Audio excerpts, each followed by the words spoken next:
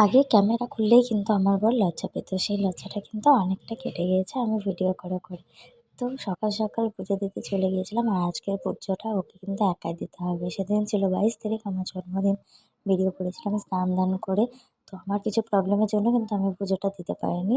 সেটা তোমরা সবাই বুঝতে পেরেছো। আর যার জন্য ওকে পুজোটা দিতে হয়েছে। তো আমি পুজো দিতে না না পারে আমার কিন্তু মনটা খারাপ হয়ে গিয়েছিল। তো ও বলল যে, "আমি যাবো। তুমি দাঁড়িয়ে থাকবে, আমি পুজো দেবো।" তো ও তো খুব খুশি।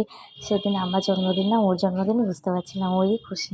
তো তারপরে আমি ওকে ওখানে পাঠিয়ে দিলাম আর ভিডিও করছি। ও একা, একা দাঁড়িয়ে আছে দেখছি, ও কোনো কথা বলছে না। তারপরে আমি ফোনটা নিয়ে ও বলল, "তুমি আসো, কিছু হবে না, মন্দিরে না উঠলেই হলো।" এই জায়গাটায় গিয়েছিলাম। তো আমি দাঁড়িয়ে জাস্ট একটু ঠাকুরকে প্রণাম করে নিলাম। বাইরে থেকেই ভিডিওটা করছিলাম। আর ও এখন ভেতরেই ছিল। তো ভেতর থেকে এই পুজো দেওয়া কমপ্লিট হয়ে বেরিয়ে আমাকে ও যেটা খেলো চরণামৃত আমাকেও দিল। তো খেয়ে আমরা শেষ করলাম। তো ভিডিওটা ভালো লাগলে লাইক, কমেন্ট, শেয়ার আর সাবস্ক্রাইব। টাটা!